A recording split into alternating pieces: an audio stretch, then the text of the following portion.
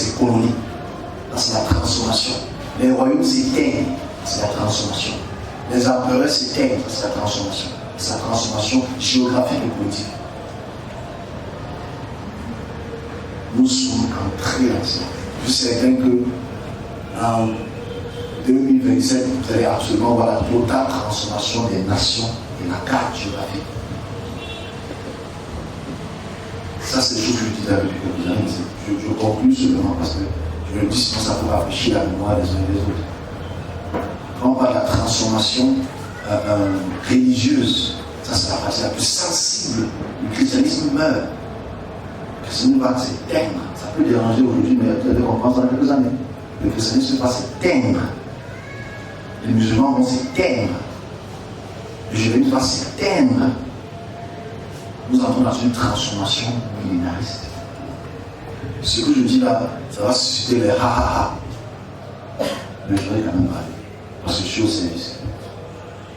Je dis bien, la transformation géographique et politique, c'est-à-dire tous les îles et les pays qui étaient sous l'Angleterre, sous l'Amérique, sous la France et les autres pays, chacun va être indépendant. C'est chose que j'ai vu dans 6 ans, 5 ans. Tout ce qui concerne la religion, le christianisme tombe. Je dis bien, le christianisme tombe. Le musulman, ça tombe. Le judaïsme tombe. Ça tombe pour donner surface à autre chose. Là, c'est la transformation religieuse.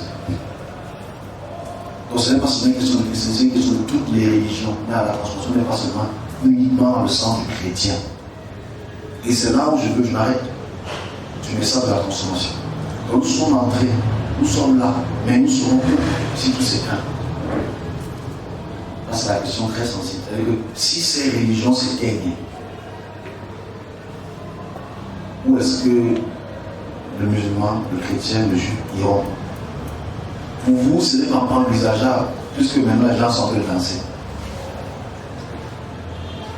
On se comprend. À l'instant, si on parle, les gens dansent. Ce n'est pas les gens dansent maintenant. Ils ne savent pas que dans quelques années, ils vont réfléchir avant d'aller danser. Donc, ils vont réfléchir. Est-ce que je pars? Je pars pas. Mais on se pose la question, monsieur, ça va arriver comment? Je serai spectateur comme moi. Donc nous sommes dans une phase très sensible. Et il faudrait peut-être expliquer pourquoi c'est ainsi. Et peut-être expliquer pourquoi, à l'heure-ci, tous les collègues sont dans des messages qui font peur. Tous, Jésus arrive bientôt. Deutéronome 43, Deutéronome 32, Exode 70. On est tous dans des messages de fin des temps. Et on se pose la question, pourquoi nous on a toujours des messages de fin de temps? Qu'est-ce qui limite? Qu'est-ce qui nous limite? Oh, j'espère que même ça c'est pour eux, c'est pour moi aussi, c'est pour vous. Qu'est-ce qui limite l'appeler de Dieu de ne pas voir ce que je vois? Qu'est-ce qui limite l'appeler de Dieu de ne pas voir ce que je vois? Bon, ça ne me rend pas meilleur que cette personne. Je ne suis pas plus grand. Je parle que je suis plus petit, voilà, la taille du 1er janvier de l'église d'aujourd'hui. Donc, je ne suis pas plus grand que ça. Mais j'exprime la transformation. Pourquoi est-ce que le serviteur de Dieu est si limité aujourd'hui? Qu'est-ce qui limite le serviteur de Dieu à des messages cycliques? C'est-à-dire, depuis 2000 ans, on a les mêmes messages depuis 2000 ans.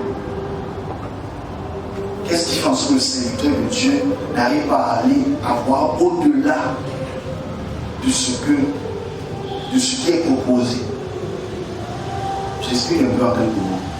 Peut-être pour eux, je pense que ça va être. Et on a presque fini. Hein. Je ne vais pas mettre mon Dieu, mais je vais mettre mon Dieu. Je sais que ça faisait beaucoup aussi. Je dirais, ça serait beaucoup ça aussi. Le problème avec nous, que j'ai expliqué au long de ce mois-ci, c'est que les clés des cieux, c'est un mystère. Les clés des cieux, c'est un grand mystère. C'est un mystère qui est tellement complexe, même pour celui qui parle là. C'est tellement complexe, c'est tellement vaste. C'est incompris. Et si on n'arrive pas à voir au-delà de ce qui est proposé bibliquement, c'est parce qu'on a accepté une limite biblique. Moi, je m'en reste pour moi. Pour moi, c'est pas le bon, ceux qui sont acceptés, je vois la réponse. C'est qu'on a accepté, on a décidé automatiquement de se limiter au texte. Voilà la limitation. Ceux qui voient, ou ceux qui ont vécu ce que je dis, ils n'ont absolument pas pris dans le sens qu'il faut. Donc on se limite absolument selon le texte. Donc on va donc au-delà. On ne va pas au-delà. La plupart de nous, je dis nous parce qu'on a des petits yeux, quand on voit les choses des présidents et tout le reste, on se limite à un nuage, entre guillemets, paraphrase. Au-delà du nuage, on ne voit rien. Si on prend la peine de remarquer tous nos super... Le premier, rien n'a changé, mais je dis, le problème ici, c'est si Dieu dit, parce que ici, c'est une question de serviteur de Dieu, c'est une question de volonté, action de Dieu. Si Dieu dit qu'à partir de cet instant, il y a 2 ans, en 2020, à partir de cet instant, si toute la terre entre en transformation, mais il faut savoir que nous sommes entrés dans la plus grosse transformation qui n'ait jamais eu depuis 3000 ans. Juste quand on écoute, mais on ne croit pas. Parce que si tu ne veux pas que tu crois en ce que je dis. Parce que on ne va pas changer la volonté. Ok? Ça va toujours continuer. Amen. Ils vont continuer. Je dis, nous entrons dans la plus grosse transformation que le monde n'ait jamais vue depuis 3000 ans. Parce que personne qui habite sur terre n'a 3000 ans. Donc, mais qu'est-ce que Dieu va transformer? Il dit que le monde est transformé, virgule, changé, virgule, élevé, virgule, abaissé. Il dit, dis-leur que toute la terre, à partir du moment où je te parle, ça m'émeut. Donc maintenant, on parle de transformation, on parle de changement, on parle d'élévation, d'abaissement. On dit toute la terre. Mais nous sommes bien. Pourquoi est-ce qu'il veut changer les choses? Ok? Nous sommes bien. Nous sommes bien. On danse, on rit, on rigole, on chante. Mais pourquoi est-ce qu'il veut changer quelque chose qui est bien? Donc, je passe seulement cette annonce une fois de plus. Que le monde, même si ceux qui l'écouteront, peuvent écouter ça après 2 ans, ou écouter ça après 3 ans, ou écouter ça après une mission de temps, je dis, le monde entre dans sa plus grosse transformation qu'elle n'ait jamais eue depuis près de 3000 ans. Et c'est ça le plus important dans mon message qui inaugure 2022. Alors, le problème de mon message, c'est que je suis le seul à le dire. Le problème de ce que je dis aujourd'hui, c'est que je suis le seul à le dire. Ça ne fait pas de moi meilleur que les autres, absolument pas. Je dis, ça fait de moi un danger contre ceux qui ne le disent pas. Ça fait de moi un danger contre ceux qui ne le pensent pas. Ça fait de moi un danger contre ceux qui ne le veulent pas. Mais ça ne va pas changer ces 3 caractères. Parce que ce n'est pas une décision qui vient de moi. Ce n'est pas ma pensée profonde. Ce n'est pas ma méditation. C'est un fait. Donc, voilà à peu près ce que je veux dire sur la transformation que le monde va traverser. Que ce soit dans les pays ou les royaumes, que ce soit dans le corps des églises ou des religions. Les religions vont se transformer.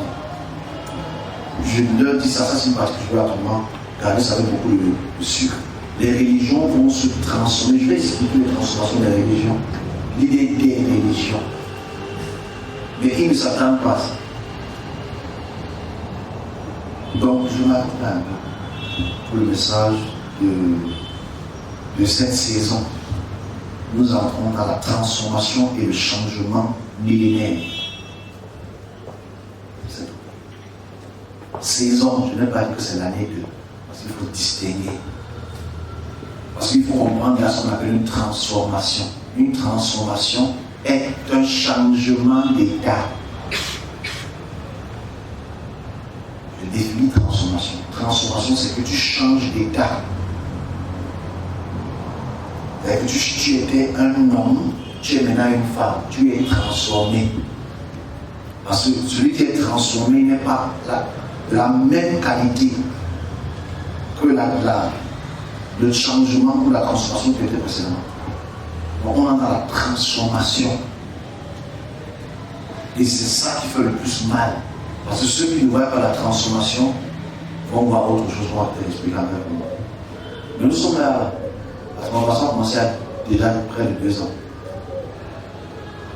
Parce que vous êtes transformés déjà. Et vous ne comprenez pas, vous allez comprendre ça quand même. Vous n'êtes pas encore transformés, vous êtes en phase de transformation, je pense ici. Parce qu'il y a encore les peurs. Ce n'est pas grave les peurs. Mais nous sommes en transformation. Le monde religieux entre en transformation. Le monde politique entre en transformation. Même la cartographie et la division qui avait des 200 ans entre en transformation, c'est-à-dire les colonies, c'est-à-dire les royaumes. Tout ça entre en transformation. Nous sommes en transformation totale dans tout ce qui concerne le monde. Point virgule. Quand je parle de la transformation,